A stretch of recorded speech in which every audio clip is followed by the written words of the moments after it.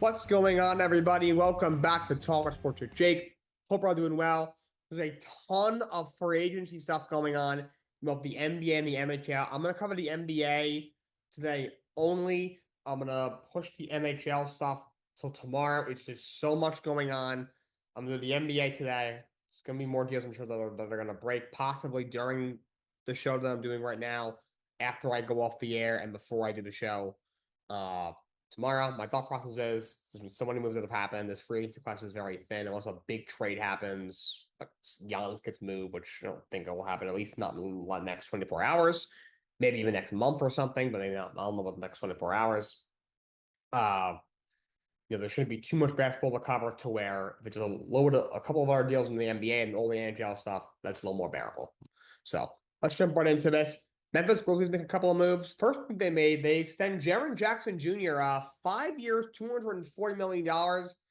He had signed a max deal a couple of years ago. They renegotiate and give him a brand new extension of 5 years for $240 million. He did have a career year last year. He averaged 22 points and 5 rebounds. He shot 48% from the field, 37% from three. This is one of the best defenders in the NBA. He's a former defensive player of the year. He was defensive player of the year 3 seasons ago. This is an all defense guy. He's a 3-time all defense team. I love league in blocks twice. Like I said a couple of years ago, was the defensive player of the year. And I think he's always good, but not great. But he, over the last 2 years, has really blossomed on the offensive side of things. For his career as a 35% three-point shooter. I shot 37% and a half last year, a lot better than the year before when he only shot 32% from three. So he's a great player. I think 240 for five, that's a lot of money. That's what, like $48 million a year. To me, that's a little bit much. Jared Jackson's a really good player. He is still only going to be 26 years old next year. He's coming off his second ever All-Star appearance. One of the premier defensive players in the game, defensive player of the year. Is a great player. To me, a little bit underrated. However, $48 million for him is a bit much. However, NBA contracts are crazy nowadays. You got guys come off the bench making $25-30 million. Like Nas Reed, who I love. He's come off the bench in Minnesota. He's got $25 million a year. Jaren Jackson Jr., one of the better power forwards in the league, obviously a starter, 2-time All-Star, 3-time All-Defensive guy, defensive player of the year. He averages 22 and 5, shoots 37% from three, 40% from the field at 6'11", 7 feet. Yeah, that's a guy who you're gonna have to pay a lot of money for. But they lock him up. They also bring in Ty Jerome. This is a move that I liked. They signed Ty Jerome on a 3-year deal. He gets $28 million, a player option for the third season, so he's guaranteed for the next 2 years.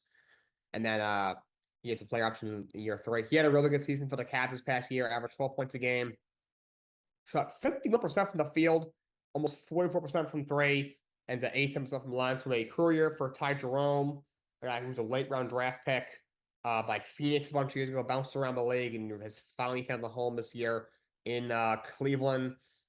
Was a sixth man of the year candidate, was a most improved player candidate. He's a good player. He was going into the playoffs. He was probably looking at something bigger. He really struggled in that in the playoffs, which definitely cost him some money. He was probably looking at possibly maybe getting a fourth guaranteed year, possibly getting for $20 million a year. He definitely lost a bunch of money, but he gets guaranteed for 2 years. My math is correct. That's what a little over $9 million a season. He has the option for the third year. He's still only going to be 28 years old next year, so he can hit the market at 30 or 31. If it continues to get better, if he plays better in the playoffs over the next couple of years, this is a guy who could possibly get one of those big deals. Even though he's only like a sixth or seventh man, there's still a market for a guy like that to get a 4 or 5 year deal worth over $100 million.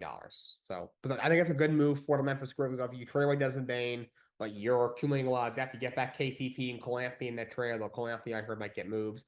Now you pick up Ty Jerome. And you also re-signed Santi Aldama, 3 years, $2.5 million for Aldama. Aldama has developed into a very good player. He averaged 12 and 6 last year, almost 3 assists, 40% from the field, 36% from three. Not a great free throw shooter, only shoots 69% from the line, but he's a solid 3-and-D piece to have. Another young guy, only going to be 25 years old next year. And Memphis is healthy. They should be a decent team. See what goes on with the coaching. Obviously, you shockingly fired Taylor Jenkins at the end of last year. But obviously Ja's still there. Obviously Jared Jackson is not going anywhere for a while. Now you bring back Aldama, and now you add a Ty Jerome to come off your bench. All of a sudden, Memphis, you do move off Bane, but get KCP back. Hopefully, Cole Anthony is there. Hopefully, I heard that might move him. But so Memphis makes a couple of moves. Houston Rockets were busy. Obviously, you already made the big move to trade for Kevin Durant. Well, I thought was a fleece getting him for Jalen Green and who else was in that deal? I don't remember. And then the one first rounder. They signed Dorian Finney-Smith for $3 million. I like this move. Dorian Finney-Smith is not, a guy who you're going to build your offense around or anything, but he's a solid player. He averaged 8 points a game this past year, shot 44% from three, from the field rather, 41% from three. He's a 3-and-D guy. He's a very good three-point shooter. Had the best year of his career shooting the three. He shoots 36% from three for his career. He shot 41 from three last year. For about solid half the year, he was playing next to Luka Doncic. I'm sure that helps. Uh, However, I mean, in Houston, he's going to be playing whether it's next to or behind in the depth chart Kevin Durant. At least a little bit of time will be sharing the Kevin Durant. That's still something. He's also a very good wing defender. He's a solid 3-and-D piece to have on your team. The Rockets bring him in. He also signed Clint Capella, 3 years, $21.5 million. Capella's getting a little bit older on a bit of the decline. He's going to be 31 next year, but he's still in the league's best rebounders. He averaged 9 points a game and 8 rebounds last year. This is a guy who has led the league in rebounds in the past. He averaged 14 boards a game in 2021. He's averaged at least 10 boards a game. He had from 2018 to 2024 was the first year since 2017 that he did not average over 10 rebounds a game, but he still averaged 8. He's still one of the better rebounders in the league. That obviously guy who started his career in Houston. Really should never have been traded, going small. And towards the end of Harden's tenure, that was a mistake by the Houston Rockets. So still a very good rim protector, a very good rebounder who can get you a couple of buckets in the paint. The Rockets could use another big. I know Jabari Smith. You have him at the 4. You have Sengun's a great player. But I know you have Jock Landale there. I do think Capella, he'll add some legit rebounding presence. I think he kind of need, Sengun is an all-star caliber player, but he's known, for being more of like a scorer. Jock Landale is just a bench piece. Jabari Smith is known a guy who's more known, for what he can do kind of on the wings and what he can do from the ball in his hands. Capel's a legit guy you bring in to get some rebounds. So. Rockets definitely beefing up there because you did trade 2 players for Kevin Durant, though. Again, to me, I don't like Kevin Durant, and I think that was a fleece. Bulls re-signed Trey Jones, 3 years, $24 million. You got him into the Zach LaVine trade. He did play very well for you in 18 games for you down the stretch. He did average 11 points a game. Shot 57% from the field and 50% from three. Shot 58% on two. So he lit the world on fire once he got there. Played some really good basketball. Overall last year, averaged 10 points a game, shooting 50 from the field, 33 from three. He kind of floundered into the Spurs, but played some really good basketball down the stretch for the Chicago Bulls. Bulls don't sure what they're doing. They're not getting any draft picks for any of these they traded the last couple of years as they've tried to retool. But young cores start to kind of take shape with Josh Giddey and Kobe White. I just assume Matas Buzelis. He just drafted the kid this year. Trey Jones only going to be 26 next season. Played really well at the end of last year. So Trey Jones re-signs for 3 years and 24 million. If he continues to get better, I mean, shooting 58% from the field and 50 from three and 58% on twos, whatever it was, that's it. Can't imagine he'll do that. That's like Stephen Curry doesn't even do that. But if he can continue, to build off of shooting overall 36% from three last year, that's something that the Bulls could really, really use. And the Nuggets make a couple of moves. Obviously, talked about the trade Michael Porter Jr. and a first for Cam Johnson. Probably don't want to trade a future first along with Porter Jr. However, Cam Johnson is one of the elite 3-and-D guys in the NBA. This is a team that definitely needs a shakeup. You bring back Bruce Brown on your deal. He was on your championship team a few years ago, was a big part of it. What he did on the defensive end, even making a couple of shots. He's kind of bounced around the league the last couple of years, and now he's back with Denver. Last year, averaged 8 points a game, shot 4-2 from the field, 33 from three, so he's not much of a scorer. However, this is a great defensive player, one of the premier defensive players in the NBA. I mean, in Denver, that last year in Denver, he did shoot 35% from three. That's what happens when you're out there with Nikola Jokic. That's going to help. The Jokic makes a lot of guys better. You see what KCP did in Denver, and then Orlando gives him all that money. He falls off a cliff. Uh, Bruce Brown is another example. He shot 35% from three, 11 points a game in Denver. Then, Indiana gives him all that money. It's like, oh, wait. I mean, he's still playing defense, but shooting isn't really there. So he's bounced around. He was traded in the Siakam trade with the Pacers, but he's back in Denver where he had the best years of his career, and that's a very good move for Denver to bring him back. And then they also trade Daryl Sarge to the Kings for Jonas Valanciunas. This is a good move for the Denver Nuggets. Valanciunas is a good player. Last year, he only averaged I think 8 points a game, and did miss a bunch of games. No, excuse me, I'm looking at the wrong year. Last year, he averaged 10 points and 7 rebounds, shot 55% from the field. The floor spacing that he once had a tiny bit of is gone at this point in his career. He is going to be 33 years old next year. This will be his 14th year in the league, but still like an inside scorer, still a good rim protector. You obviously bring some size and good paint scorer. And also, Daryl Sarge absolutely sucks. That guy's washed. And the fact that they got Valanciunas to be behind Nikola Jokic. Now you don't have to take some pressure off Jokic. Doesn't have to play 40, 42 minutes every single time out there. You have legit big behind him now. Obviously, the last couple of years, you had DeAndre Jordan, who hasn't been good probably 6 years. And so it's a really good move. Like I don't understand it from the Kings. Uh, I get you want to get something for Valanciunas. You're probably going to be able to retooling mode. You trade away De'Aaron Fox to the Spurs. You get back all the draft picks. And then you also traded for Zach LaVine, traded 3 players for Zach LaVine. Granted, they didn't give up any picks, but you traded 3 younger players for Zach LaVine. So I don't know. I know the Kings are a clueless organization, but good move. Good move for Denver. So Denver making a couple of moves. New York Knicks made a couple of moves. They after being bought up by the Utah Jazz, Knicks signed Jordan Clarkson. I think this is a good move for the New York Knicks. Clarkson is one of the best bench scorers in the league, at least from the guard spot. He leads the league in bench points by a considerable margin over the last 5 or 6 years. The Knicks really need a guy who can create his own shot with the bench, and they get that with Jordan Clarkson for the veteran minimum.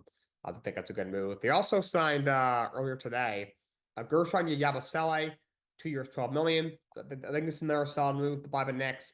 Solid backup big again, not making a lot of money, only $6 million a year. He had a good year after getting back in the NBA after that strong Olympic performance against Team USA last year.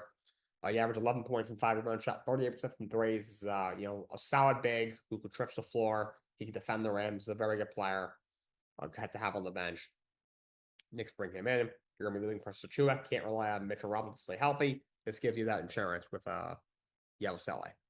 The Dallas Mavericks signed D'Angelo Russell, 2 years, $13 million. This is, I think, a solid signing. I'll see. Say what you want about D'Lo. Overall, he's a solid player. Now he's kind of gets bounced around a lot. He's been on the Nets and Lakers, out back and forth, back and forth. But he's a good scoring guard.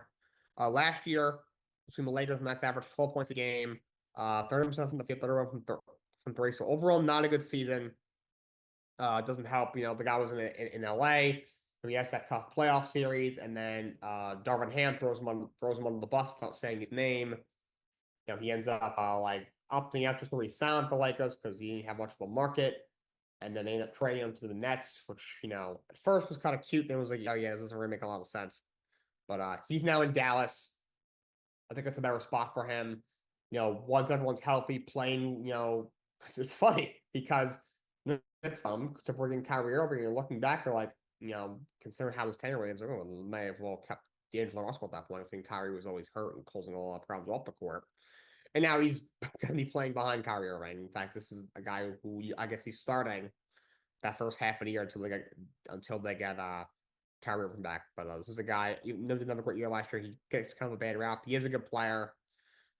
He first career he averaged 17 points a game, is only a season removed from averaging 18 a game. Like that year where he got crapped down on by the Lakers, he actually had one of his better years. He averaged 18 points a game 2 years ago in LA. Last year was kind of a weird year for him. He also had injured, but when healthy, doesn't play a lick of defense, but he's a good scoring point guard to have on your team coming off of your bench. Good vet to have. And he goes to Dallas. Dallas, if they can stay healthy next year, if they can get healthy by the stretch run, that's a dangerous team in the West.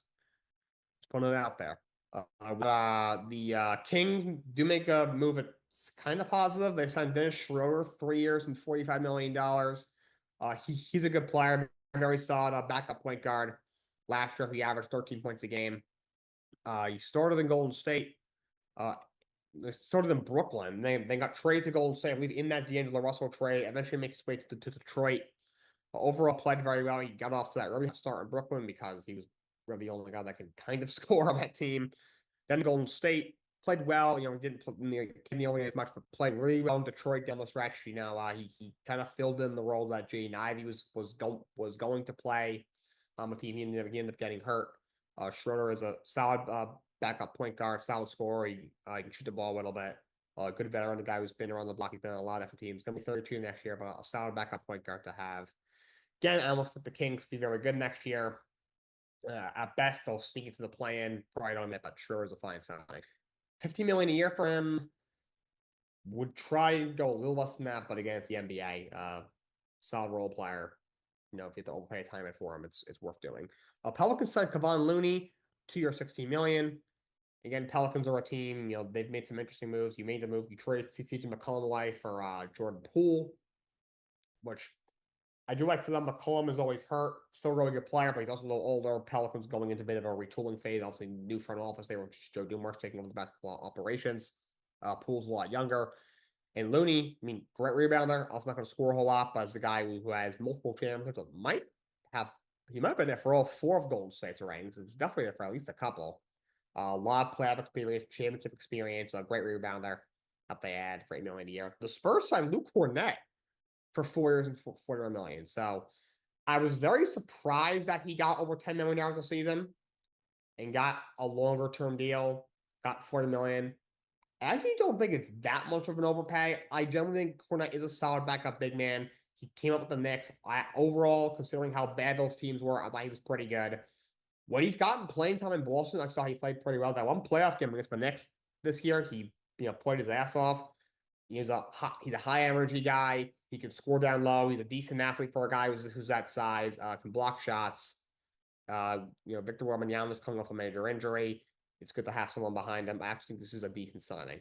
Maybe wouldn't have gone, to the 10.2 million whatever he got, but he is still young. He fits for a timeline. I actually think it's a decent signing for them. Clippers signed Brook Lopez, 2 years, $18 million. Lopez is still a good player. He's had an outstanding career. Obviously, a big part of the Bucks championship team in 2021. It's going to be 37 years old next year, year 18 for him. Still an excellent defensive player. Last year, averaged 13.5, shot 50% from the field, 37% from 3. He's a guy who's really, his game has really changed along with how the NBA has changed. He's done a really good job with that. He's still a good player. Obviously at the very end of his career. The Clippers the team is just so old with Harden and Norman Powell's getting older, though he's still a good player, and Brook Lopez and all those guys. I don't see what they're trying to accomplish. They're going to lose in the first round again this year. However, not necessarily a horrible sign. I have 2 legit big men. You have a guy in Ivica Zubac, who's one of the league best rebounders. Another guy in Brook Lopez, who is one of the league better defenders at the 5 position, and can also still shoot for 3, even at 36 years old. Atlanta Hawks make a couple of moves. They sign Nickeil Alexander-Walker, 4 years, $62 million. I like this move a lot for Atlanta. He's a good player, Alexander Walker. Only going to be 27 next year. This year, averaged 9 points a game, shot 43 from the field, 30% from 3. He's a solid 3, and you got it to have on your bench. You get him for $15.5 million. I think that's fair value for him. That's about what I thought he would go for. I also signed Luke Kennard a year for $11 million. So Luke Kennard's a guy that is kind of just flown under the radar. The guy's a shooter. Okay, he has nothing else. He's your typical white basketball player. You're 2025. Not a great athlete, not the super good passer, not going to be impacting the glass, not the super great defender. but he can shoot a three. He shot 43% from three last year, averaged almost 9 points a game for the Memphis Grizzlies. He's a 3-point shooter. I Kevin Herter's a guy you had a couple of years ago. You ended up trading him away a few years ago. He's basically Kevin Herter. They're honestly the same player. He's a solid 3-point shooter the hell on your bench. Him, Dante DiVincenzo, Kevin Herter, they're all the same to me. They're all lily ass Caucasian dudes who can shoot the three and not do a whole lot else. But for $11 million for a year, definitely a good pickup. Bucks re-signed Gary Trent 2 years, $7.5 million. This is a solid bench piece to have. Last year, he averaged 11 points a game, shot 41% from three. Similar thing with Kennard. He's doing a whole lot else. There's just a 3-point shooter to have on your bench. And we Hornets make a trade to get Pat Connaughton, as well as 2 second rounds for Vasilij Micic. Not sure if I said that right. Connaughton is getting older, and the last couple years has not shot the ball the way he once did, but at best, maybe he's an above average 3-point shooter to have on your bench. He has a ring in Milwaukee. You'll pick up two picks for a team that's kind of trying to rebuild. You give up Micic, who's at best like a end of the bench guy. You might as well put him in the G League at this point. They give up nothing and they get back a better player and 2 second rounders. Done some nice things. Had a really strong draft. You get a sharpshooter in Kanupa at 4. Then you get 2 first rounders for Mark Williams, which is a steal. You take Liam McNeely, who a little raw, don't have the fit, but at his best, I think could be a very good player. You end up in the second round. You take what was it, Colkbrand, whatever his name is. They get him or Sion James. They got somebody solid and one or two pieces that were solid in the second round. You end up get Colin Sexton, who's a very good point guard. A very good offensive-minded point guard for Yusuf Nurkic, who sucks. And now you pick up Pat Connaughton, who's on a whole bunch of pieces to have, and 2 seconds for nothing. Charlotte's making some nice moves. That team is healthy, which is a big effort with LaMelo Ball and Brandon Miller. They should be in the play-in, to be honest. They are significantly better on paper. Couldn't get a whole lot worse. Why'd you win 23 games last year, whatever it was? But I like what they're doing. And then only other 2 moves I have are big. The Oklahoma City Thunder extend the league MVP and Finals MVP, Shai Gilgeous-Alexander, 4 years, $285 million. A monster deal for him. I don't even know what the AAV is for that. I think it's just over $70 million a year. Makes him the highest paid player in NBA history by on a per year basis. I mean, that's absurd. However, Shai right now is the best player in the league. He averaged a historic year last year. He averaged 32 points a game in the regular season, averaged 5 boards and 6 assists. He plays defense. He was conference finals MVP, finals MVP. He averaged like 32 in the playoffs, like 30 in the finals. The dude's an absolute dog, best player in basketball, absolute superstar. And the Thunder locked him up long term for good. The Milwaukee Bucks signed Miles Turner, 4 years, $107 million. Well, this was shocking. I do not think he would leave Indiana. Certainly do not think he would leave for Milwaukee because those two are rivals, division rivals. They played in the first round of the playoffs the last 2 years, Indiana beating them both times. Turner is one of the best stretch fives in the league. Averaged 15 and 6 last year, shot 40% from the field, 39% from 3. Was arguably the best year of his career. Of course, was a big reason why Indiana Pacers were in the finals. Shocked that he left. Hopefully, Indiana only offered him 3 for 60.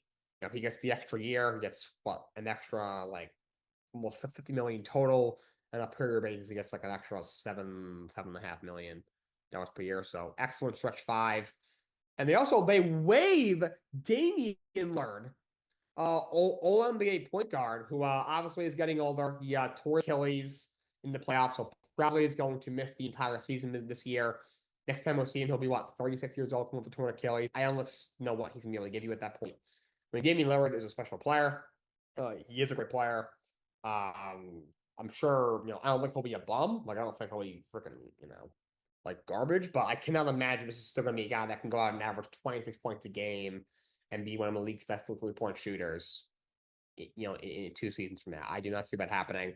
So they're going to stretch the remaining $113 million with them as deal. $113 million. So very, very shocking. We're interested to see, does somebody pick him up? If so, do they give him like a 2-year deal? You let him rehab, in your facility with your guys. This year, you get him back in 2 years. See what he can give you. If he goes out and plays well, then you can either, if you're in contention for the playoffs or a championship, then you can give him a multi-year deal after the season. If not, or maybe if he's good and you're out of the race, you can trade him for some draft picks and some young players. And if he isn't great, you can maybe let him go or let him walk. So we'll see what happens with him. But this was weird. I don't know what Milwaukee's doing. So you do bring back Bobby Portis, solid backup big to have. Bring back Gary Trent. But you just traded away Pat Connaughton. You lost Brook Lopez. Giannis is not happy that you got rid of Dame. And now you bring in Miles Turner.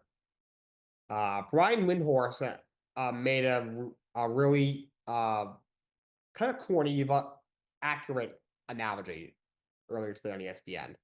He said the Bucks waiving and stretching Damian Lillard and bringing in Miles Turner is like mortgaging your mortgage to buy a fancy sports car. Oh my God, I gotta have this car. I gotta have this car, but I don't have the money to do it. Look, I'll sell my house. Well, yeah, the money to buy the car now, but I also have no place to live. Like, it just doesn't make a lot of sense. Like, Miles Turner is a very good player. He's honestly an upgrade over Brook Lopez at this point in their careers, but with Giannis not happy, the chances of him getting traded probably got increased. Even if he's there, well, what are you looking at? Giannis, Miles Turner, Gary Trent, Portis, and a bunch of Jags who aren't very good and very below in the NBA. I mean, they should get a ton back from him. He's a top 5 player in the league, one of the best talents we've seen in a while. Going to be a Hall of Fame player one day, NBA champion, all that. Outstanding basketball player. They'll get back a ton of first round picks. They'll get back, hopefully, I think they'll get some sort of all-star caliber player. They're going to have to match the money, maybe a couple of very good young players. So they'll get a whole back for him. But if you trade him, I don't care what you get back, unless it's something out of his world, you're going to be a lottery team. I mean, with him, they were a first round exit. So without him, yeah, you're good luck. I don't care how weak the East is, you're at best going to be the 9th or 10th team. But if you trade Giannis and you get a King's ransom beyond King's ransoms back, maybe you're a play-in team because the East is so bad this year. But yeah, overall good move. I'm not really sure what their plan is. That's all I got for you guys today. Until next time, so long and have a great day.